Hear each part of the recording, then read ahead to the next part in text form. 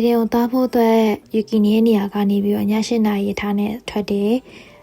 Rovaniemi ဒီ Fin ရဲ့မြောက်ဘက်ပိုင်းကိုကျတော့10နာရီကြာရထားစီရတယ်ပေါ့နော်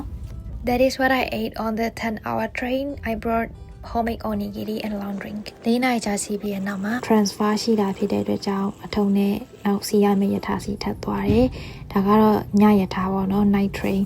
ပုံမှန်ဂရင်နဲ့လည်းရှိပေမဲ့စီကြီးလို့မွဲတော့ပဲနဲ့ခုံမှာပဲ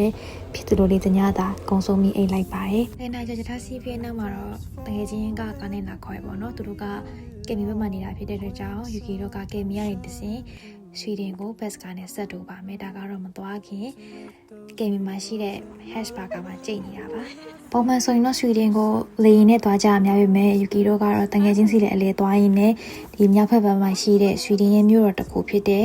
လူလျာဆိုရင်မြို့တော့မှဖြစ်တဲ့အတွက်ကြောင့်ဒီဖင်လန်ရဲ့ Haparanda ဆိုတဲ့ကားဂိတ်ကနေပြီးတော့ bus ကားစီးပါတယ်။ဒါကတော့ချင်းကူလေးပါ bus ကားနှစ်ထပ် bus ကားဖြစ်တာရဲ့ထိုင်ကုန်လေးလွတ်တာရဲ့မို့2ယောက်တစ်ကောင်လွတ်ပဲထိုင်ပြပါတယ်။ဖင်လန်ရဲ့ကင်မီမြို့ကနေပြီးတော့ဒီဆွီဒင်သွားရဲ့လန်တောက်ရှောက်မှာသူတို့မှတ်တိုင်နေပြီးရှိတယ်။အဲ့မှာလည်းသူတို့ရက်တယ်ပေါ့နော်လူတွေခေါ်တယ်။ The bus takes 2 hours and finally we arrive Sweden လို့လေThe hotel service stay was Clarion Hotels. The service 10 out of 10. It's so luxury and facility is so good. I really recommend to you if you are planning to visit Luleå, Sweden. ဒါကတော့ elevator မှာပဲဖြစ်ပါတယ်။နောက်ဆုံးတော့နေမဲ့အခန်းကိုပါရောက်သွားပါပြီ။ဆိုတော့ဒါက room tour လေးဖြစ်ပါတယ်။အခန်းကတော့အရင်လေးကျင်းမနေလို့အရင်လေးမကျင်းနေပါဘူး။မှန်လေးပါနေတဲ့အတော့ကျေးဇူးတင်နေပါပြီ။ Me and my friend choose to be as a budget trip, so the view from the hotel is not good looking though, but the service too good. I hope you know what I mean.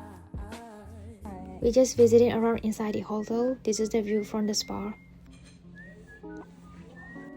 and gym.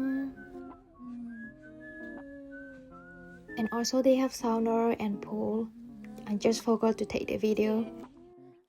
ဒါကတော့ spa counter ကနေပြီးတော့နှစ်ယောက်သားနှိုက်စားလာတဲ့အသေးလေးဖြစ်ပါတယ်။တကယ်ချင်းကတော့ဖေးသေးနှိုက်လာပြီးတော့ UK ကတော့စမ်းကစ်တီနှိုက်လာပါတယ်။ဒါကတော့လူလျာမျိုးရဲ့ယဉ်ကျေးမှုခံမှာဖြစ်ပါတယ်။သူတို့ဆွေးတယ်လို့ဆိုရင်တော့ Kulturens Hustorens Salen ဆိုပြီးတော့သူတို့ခေါ်ကြပါတယ်။ပြီးတော့တကယ်ချင်းတဲ့သူဒီ City Center ကိုတနည်းအားမကျန်လမ်းလျှောက်ပြီးတော့တလန်းဝင်တလန်းထက်ပတ်ဖြစ်ပါတယ်။ပြီးတော့ shopping နဲ့ထွက်ပါတယ်။ဆွီဒင်ကတခုကောင်းတာကဖင်လန်ထက်ဆိုင်တော့ဈေးသက်တာပါတယ်ဆိုတော့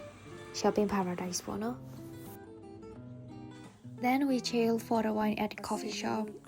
Oh my gosh, the facility is so gorgeous. Roaming around the city with my bestie after grabbing the coffee. ခုန coffee ဆိုင်မှာနှစ်ယောက်လုံးက mature latte တောင်းမယ်လို့ဆုံးဖြတ်ထားပေမဲ့ outdoor store ဖြစ်နေရဖြစ်တဲ့အတွက်ကြောင့် chai latte ယူလိုက်ပါတယ်ဆိုတော့ Thai chai latte နဲ့သူမဲထင်းပြီးရွေးလိုက်ပေမဲ့ cinnamon စင်နဲ့ထည့်ပြီးလောက်ထားမှုတငယ်ကြီးကမကြိုက်လို့သူ possible ပဲ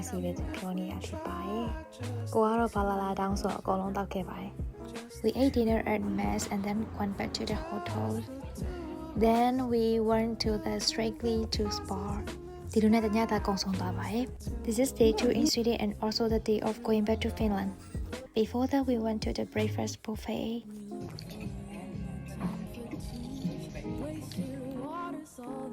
ဒါကတော့မပြန်ခင်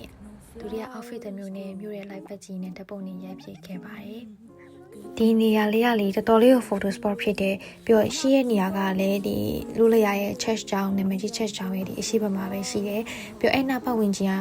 အဲ့အစာအုပ်တွေလည်းလုံးဝပြီးတုကလည်းရလုံးဝ perfect ပါပဲဖင်လန်ကိုမပြန်ခင်ကားဆောင်ရတဲ့ espresso house မှာ matcha လေးတောက်ဖြစ်ပါတယ် Now it's time to go back Finland ကားလွတ်မှာဆိုလို့မျက်စိတောက်ထောက်ကြည့်နေရတာနဲ့ကားလွတ်မလို့ဖြစ်သွားခဲ့ပါသေးတယ်ကားပေါ်ရောက်တာနဲ့တငယ်ချင်းကတော့ပြင်မှန်းပြီးတန်းအိတ်သွားပါပြီယူကီလည်းတိတ်မကြပါဘူးအိပ်ပျော်သွားတာပါပဲဆိုတော့အဆုံးထိကြည့်ပေးတဲ့ကျေးဇူးအများကြီးတင်ပါတယ် bye bye